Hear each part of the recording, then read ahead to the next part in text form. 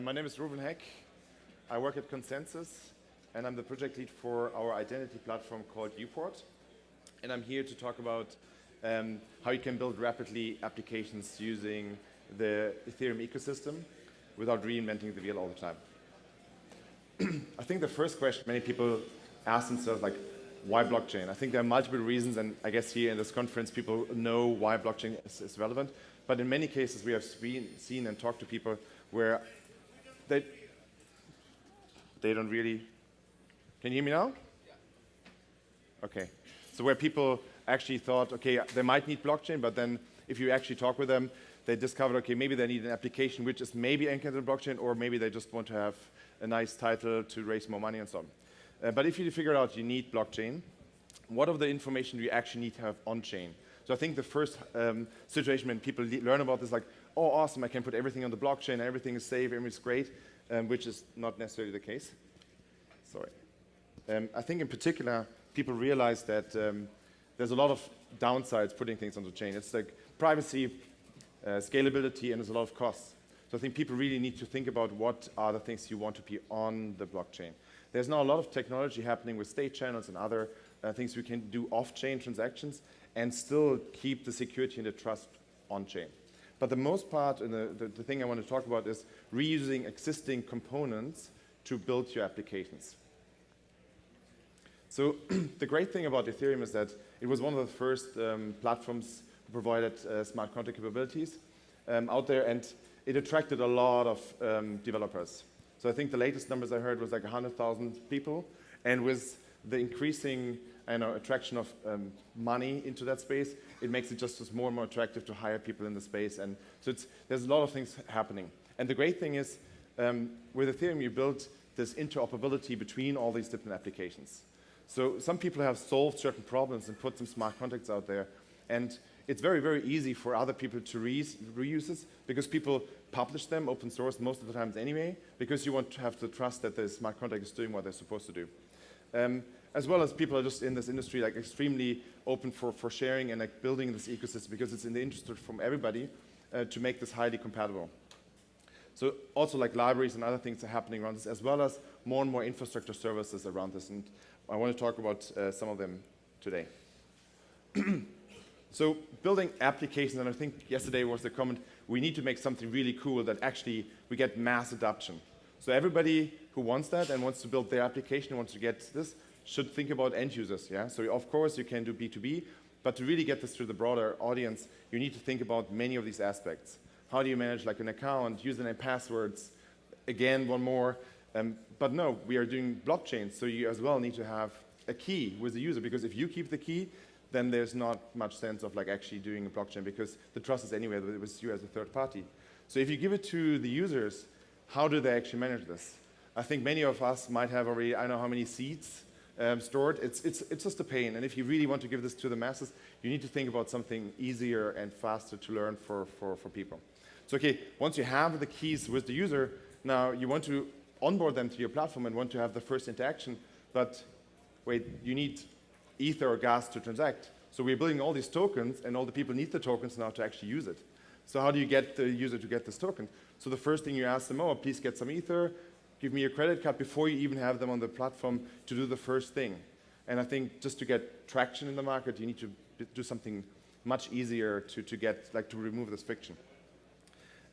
So once everything is there, how does the people actually know what they're about to do with this platform? So you now create some smart contract, and it's supposed to do something, and how does the user know what he is about to sign? So you need to make it really, really easy for users to actually understand whether they're about to transfer money, they're buying a house, or whatever in the future might be possible. So there's a lot of these kind of things. Maybe a bit of a niche one, like, but private networks is a thing as well. So that might be something where you need to think about, like, okay, how do you combine both of these things? More and more people are looking for KYC. How do I actually know that, okay, I'm running a betting site. How do I know this person is older than 18 or he's from a certain state, to make sure that you as a provider are not liable for certain regulatory or legal complaints. And reputation. In this ecosystem of like peer-to-peer or sharing economy, how would Airbnb and Uber and all these platforms work if there would be no reputation? So people need to think about all of these different aspects and many more things. So the thing we did with Uport is really addressing especially like the end user piece of this element. So Uport is a self-sovereign identity. We've spoken about this yesterday. So it's anchored in the Ethereum blockchain at the moment, and it allows you to have a tool to do all of these things I just mentioned. So it's this passwordless login. You can then manage your keys. Now we'll talk about this in a second. You can sign any kind of transactions, which is then stored in the blockchain. So it takes all of these things away. It enables you to build a reputation system around this because you have a persistent identity. So the user comes back always again with the same identity. We can do browser to browser, mobile to mobile. There's multiple integrations we have already.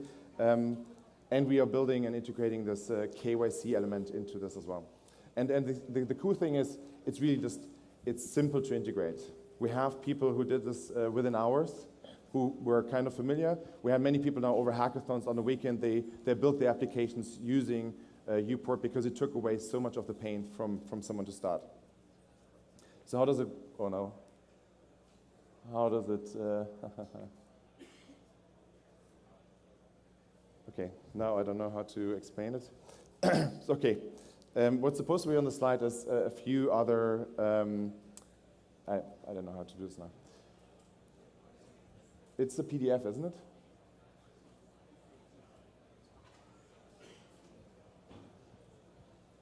Backwards or forwards? Forwards. Okay. It's this, there's like half of the slide is missing. Okay, is this the right slide? No, it's just, it's a whole, yeah, the whole slide is missing.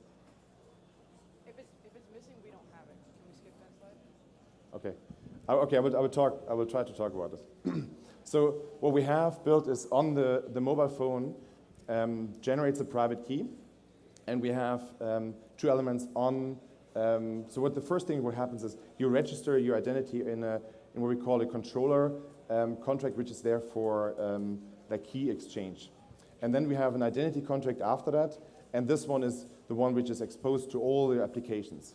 So the first thing is, why do we have this abstraction? So if people get a new phone, so the private key is on the phone gets lost, or you have a new phone, how do you actually replace this? And the controller is now the abstraction. So the controller runs on the Ethereum blockchain. And the good thing is now that because there's no third party, so if you lose your phone and it's a real private key, you cannot call anyone for support. So what we built in there is what we call, like, for example, social recovery. So you can actually replace the phone or the keys by delegating it to 5 other people, and 3 out of 5 people you can contact, and they send transactions to the smart contract and do the recovery. And that's something we are expanding now to multiple other alternatives, how you can actually recover keys. So this is, I think, one of the core pieces here. I keep this now short because there's nothing on the slide. So this one is supposed to be showing like how the different elements of the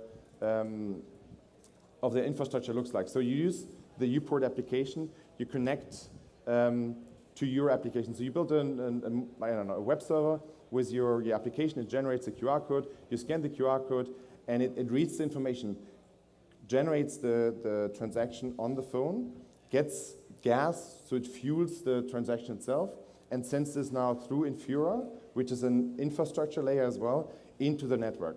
So you don't need to worry about any of this. Take your microphone and move it off of your, yes. Okay. Everything works, great. So after you've done that, it's very, very easy to build what is supposed to be like a notary service. So what you basically can do, you just have a website. You upload a document, it generates a hash of this document, and then you scan a QR code or get a push notification. You can confirm this, and what it does, it registers the document hash into the smart contract, and all of this exists already. So to build a notary application takes you a few hours. And I think that's kind of the power of just reusing as much as possible. Can you click the demo? At least I show you now how it looks. Hopefully that works.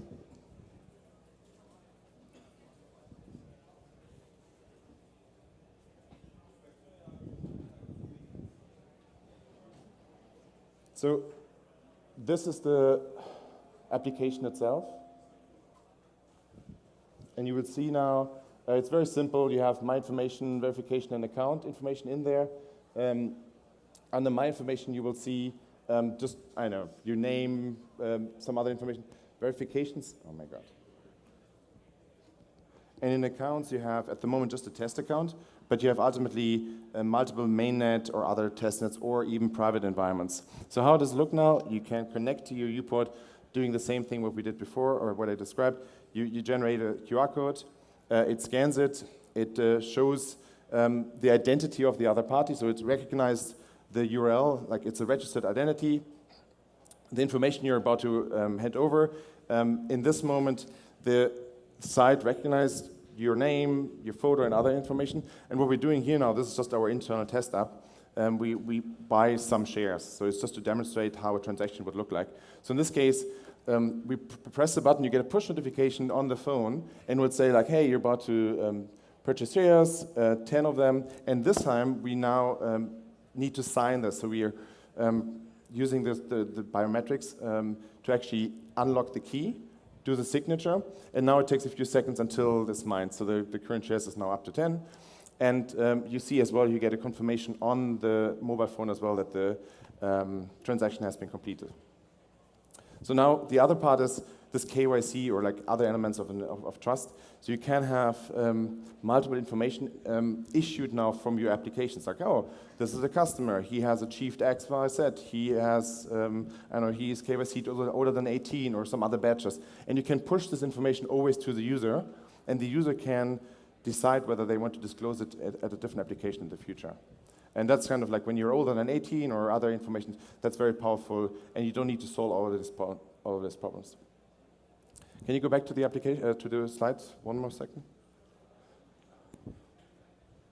So the last,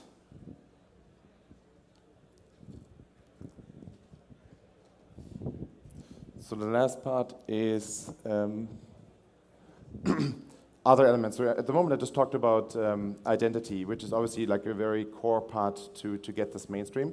But there's so many other things where people have solved from multisig, wallets and governance. So think about this, you want to raise a token, you just go to one of the token launch platforms, you have already a multisig contract where you can put all the money, you go to a governance tool and say your token holders can vote on something.